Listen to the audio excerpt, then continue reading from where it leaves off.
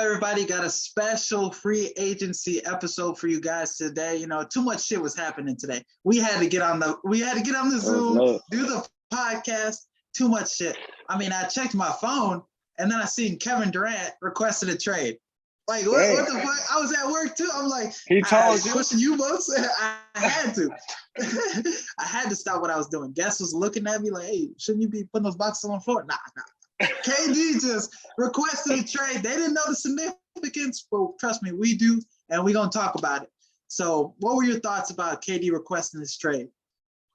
It's insane. I mean, I can't even – what can you equate that to? They trying to equate it to, when Shaq was on his way out of L.A., but I feel like it was even – I feel like KD is the best player in the world, whereas when Shaq did that, he was kind of out of his prime. Or at least on the way down. So it's hard to equate it, and it's hard to fathom what a package looks like for KD. You see some of the packages for some other guys. Yeah, you see packages for other guys. Like some of the packages are scripting for was it Donovan Mitchell, these other guys, and there's a lot of picks involved, some good players involved. So where is the best fit you think for KD now? That's a tough one. I think, of course, Phoenix would be great. Just with CP3, he's going to get guys involved. And KD's a guy, like, that's why he loved playing in Golden State so much he's another guy who don't need the ball up much to get his shots up. And he shoots so efficient. So he's going to get 30 easy. And that plays well with just Devin Booker as well. He's another pure shooter, and CP3 can set them up. So the question is, how do they make that happen? I'm thinking, you look at what Brooklyn's probably going to want. There's been some reports and sources come out and say that they want Booker involved in the package, which, of course. If you're the Suns, do you make that trade? You got Chris Paul, who's 38, 37, to pair with Kevin Durant, who's getting older too. You would probably want Booker to still be there. And you got the young pieces too, Cam Johnson, Aiden.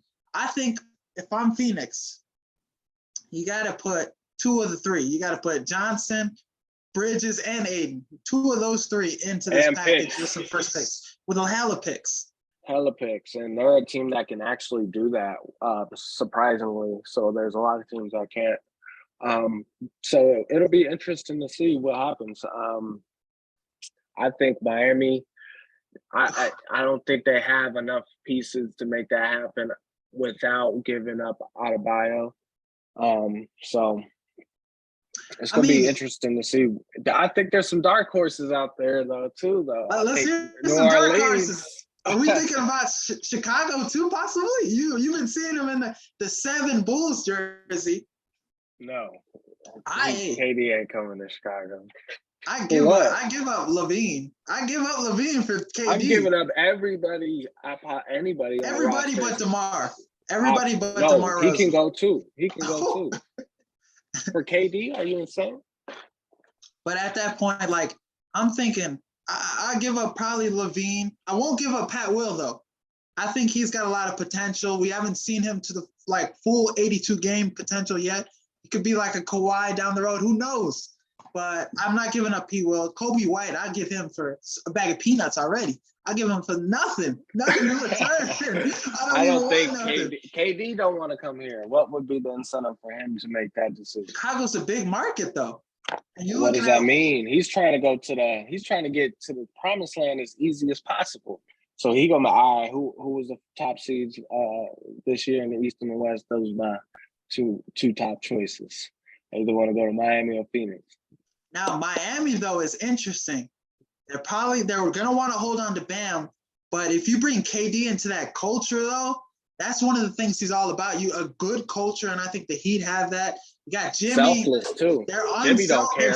Not selfish. Jimmy want to win. So you give Jimmy a guy like KD, that Miami team, they gonna win not 1, not 2, not 3. Here you go. That is a lot going on though. With KD. But another dark horse is the Lakers to get Kyrie and KD. Nah, I've been seeing a lot of Lakers fans put KD and Kyrie in a Lakers jersey, which is like, what kind of trade do you got to give them for both of those guys? It's a 1-for-1 for each person. You give up Kyrie for Russ, and then you give up AD for KD. And then obviously Lakers gonna have to give up a bunch of young players too. THT, yeah. Right. So it's gonna take a village. Now let's go to the next superstar that's making a big decision. Bradley Beal. We said it on like a couple episodes. I think it was the last episode before. We were like, Bradley Beal, he's probably not gonna stay in Washington. Nah. The man chose the bag and loyalty. 5-year, $251 million contract. It's just like, I can't even be mad at him. You know, I want him to win a championship, but obviously I want him more than he do because he's loyal and he's getting paid. So it's like, you think this was the wrong move for him in his career? I mean, you got to look at it from a player's perspective. If I'm in his situation, you know, I've been somewhere for a significant period of time. I got roots here now. I'm that man. I can eat wherever I want free. I can, you know, I have a wife now, a kid. This is my roots. Like, I already got the foundation built. And you finna give me way more than anywhere else? Like, true. There's a professionalism that come with playing sports. And that's I'm gonna do everything in my best ability to make sure we're in the best position to win every night, and I'm gonna get paid handsomely to do that. That's all I can control at the end of the day. I'm not a GM. I'm not the Wizards, president. The Wizards, they like, you can make an argument they could be a little sleeper in the playoffs or possibly be a top 5 seed. Think about it. Kristaps Porzingis, hey, we're not high on him, but he's still a superstar. Kuzma had like 16, 17 a game last season. He looked good. Well, I never watched Kuzma play outside when he left LA. But you just out there. Just know you didn't watch him play, but people weren't saying how bad he was. So he was doing something right. I heard he was out there trying to do a little something. I ain't hear too much though. The Wizards, I feel like keeping Bradley Beal, trying to put as much as they can possibly around him. Will Barton, they just made a trade for Will Barton. Monty Morris from Denver. Will Barton's a good move. He's a bucket, can give you 30 any night. Monty Morris is a good guy off the bench. But it's shaky because a lot of these Eastern teams made moves today. Let's get to the next one, the New York Knicks. Yep. Jalen Brunson, they gave him a huge bag. Brunson. Shout out to him. She's from Illinois too. You know? He's from Illinois. He's a bucket. We saw him against the Jazz. Maybe it was just the Jazz, but he was giving it to him. 28 a game in the that Jazz and Phoenix. True. He was bullying Chris Paul in live. Definitely bullying him. And Devin Booker. So, but like looking at this Knicks team, was this the big move they needed to, you know, restart that, get that franchise going back where they're, go to the playoffs again? You think, or will they still suck next year? Oh yeah, they're gonna be weak. They might get in the playoffs because the year before they did, you know, they played pretty well. And they were like what? They were 5th or 4th seed. Oh yeah, D Rose. That was one that he was healthy. I think he had a big impact on that team. But giving him Jalen Brunson. Yeah, they dropped off the planet last year, it felt like. And Thibodeau's a guy who will get you a consistent season, but he's out of there, right? Yeah. So Brunson, I think they'll probably give him another I think he's still there as a coach, but he probably ain't got one more year left. They clearing them. I mean, I find it hard to believe they're doing all this just for Brunson. I hope they're trying to get another guy, maybe if not this year, next year, to like be their number one, because I don't think Brunson is that. But he's a great ass piece, and he's going to be severely missed in Dallas. So what do you think's with this move, Julius Randle, RJ Barrett coming back? Cam Reddish didn't get a lot of minutes, but what do you think's the ceiling for this Knicks team then? At most and at lowest?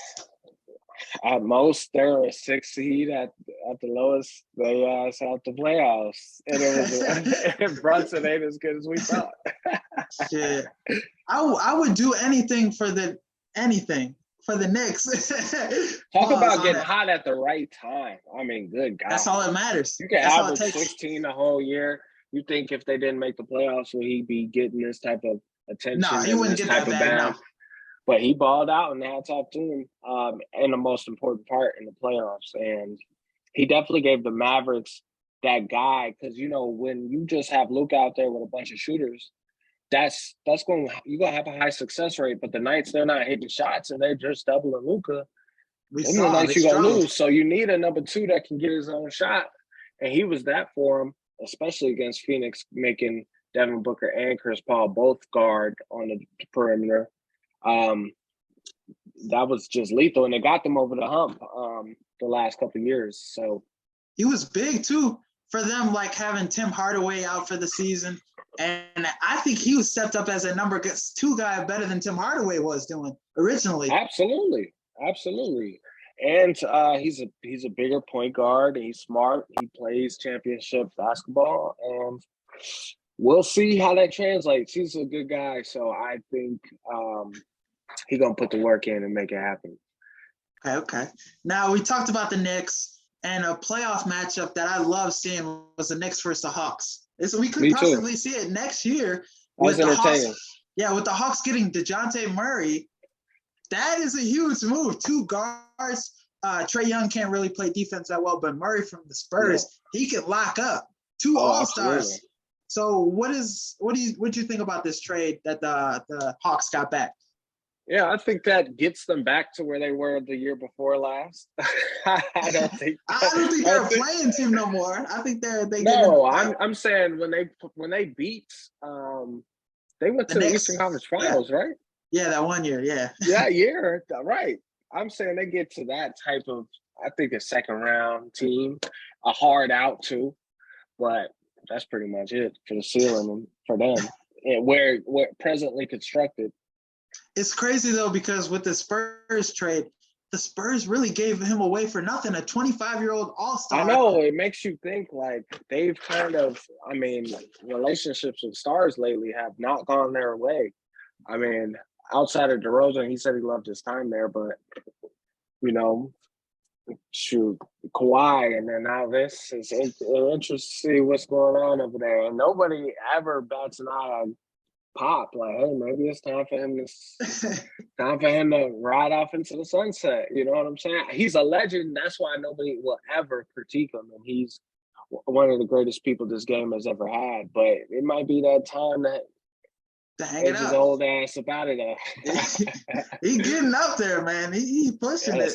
John Wall to the Clippers. Yes. How big is this move? Now I feel like this is another one of those big threes where like you've seen, like Noah, D-Rose, them on the Knicks. It's like one of those big threes that if they're in their prime, would be unstoppable big three. But Wall is definitely getting up there in age. Definitely, we haven't seen him play since. It's been a couple seasons. He played a little in the Rockets. All three of those guys, injuries. How many injuries do they have? All three of them combined. Can't even count it.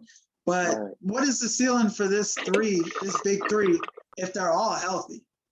Oh, if they're all healthy and they've played a significant amount of games throughout the season, and I think people in general overlook that aspect of a season. They don't people just devalue the regular season and the type of camaraderie you build.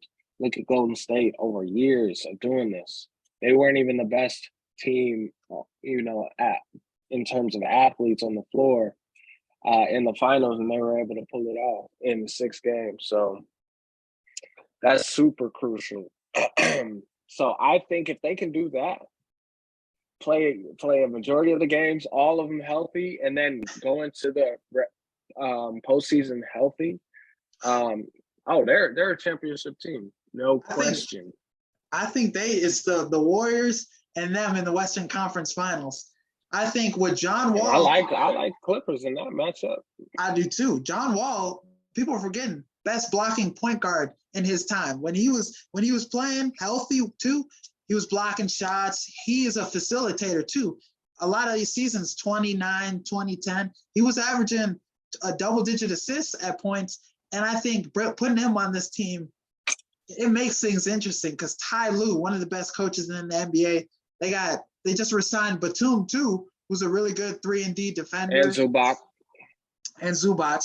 So this team, Norman Powell from the Trailblazers, it's a deep-ass team, this Clippers team.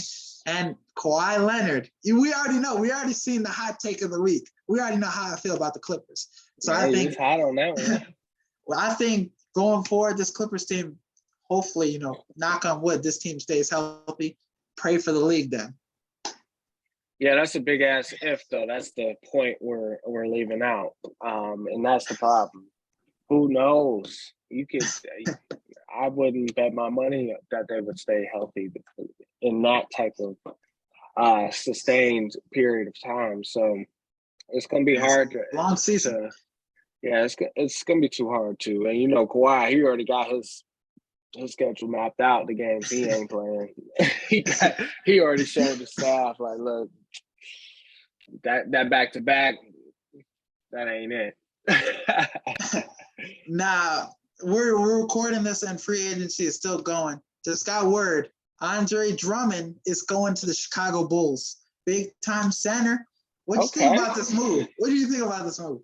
I like this, and I honestly think this is a better move for us as opposed to the Rudy Gobert trade. That's a lot of money invested in him. It's a lot of money, and it's not going to be a lot of output in terms of just what we're going to get out of it. Yes, the defensive prowess is important, but you've seen teams can get away with being small against the Sixers and Giannis and the Celtics. So I don't think that's the answer for us to get onto a championship level. So I think getting him is a necessary need because we need somebody to when we play the Giannis's and the Embiids of the world. But we need a number one, a true number one, a top 5 player that Chicago deserves because we are a destination that people should desire to come to based on the history and just the market that it is. You know what I'm saying? So bring KD in. Hey, KD, I hope you're watching this. He already said what you need to know. Please come. We ain't gonna be tweeting at you if you missed the game with a shot. we just gonna spread all love to you, man. We ain't gonna be in the Twitter vibes. But now, who's another guy you want the Bulls to go and make a push for? That's a good question. We definitely need just a guy. We need a guy like a KD or Jason Tatum, like one of those guys that's just super athletic and can play at a high level on both sides of the floor, unstoppable offensively. And I don't know. We might have to draft a guy like that. You know what I'm saying? Gotta get lucky. We might have to find a diamond in the rough because we have not had success with superstars in terms of free agency since when? Shoot. I don't remember the last great free agent we got. I know, and we were at a point where think about LeBron's decision to go to LA. A lot of that was predicated on the history there, and he was interested in coming to Chicago, and we had players on our team that wouldn't bought in.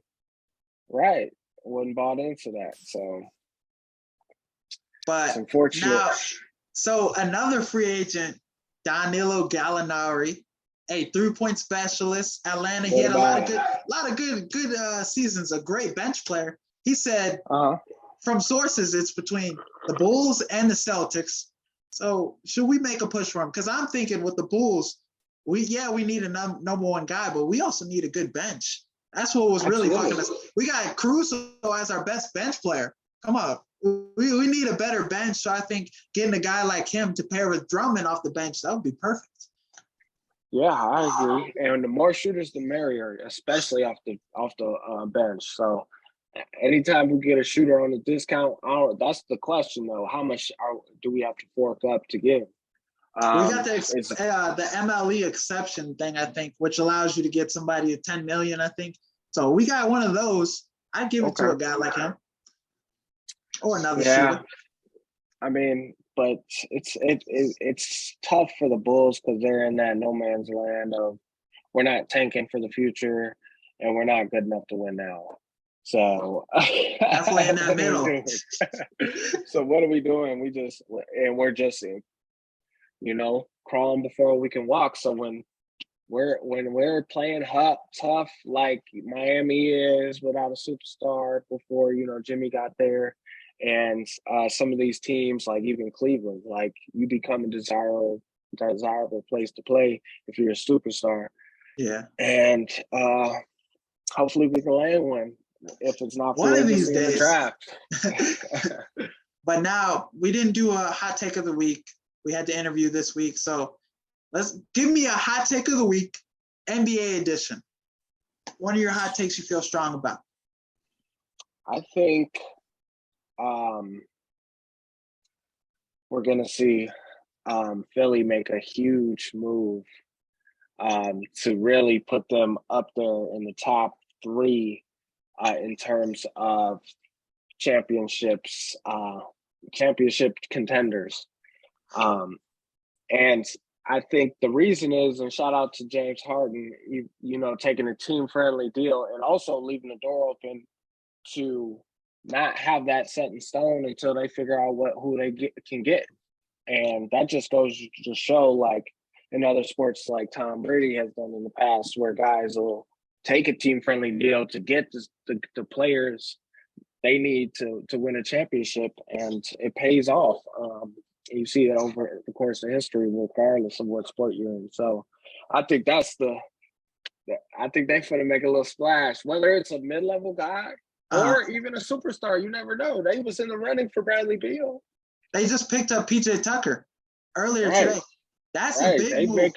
A big defender. Move. Every team he's been on, the Heat, the Bucks, huge defender. He can make the 3. And then I think Melton was another guy they picked up. I think we talked about it on the last episode, or we haven't talked about it yet, but he's a 3-and-D guy. We saw what he did with Memphis off the bench, and the Sixers is another team that don't have a bench. But get rid of Tobias Harris. That's what you got to do. They're stuck to him, and he's a good piece. They can win with him, but he's a good fit. Him a lot. Yeah, you're paying him a lot. He's a huge wing. He can create his own shot. But the inconsistencies can't. He comes up short in the playoffs too. It's sad, man. Yeah, it seems like all their top guys are really inconsistent or not healthy. Can't count on neither one of them. So we'll see what happens. But that's my hot take. Shit. I like it. I like your hopes up, Sixers fans. So. Hey, Sixers are watching this like because they bound to fuck some shit up.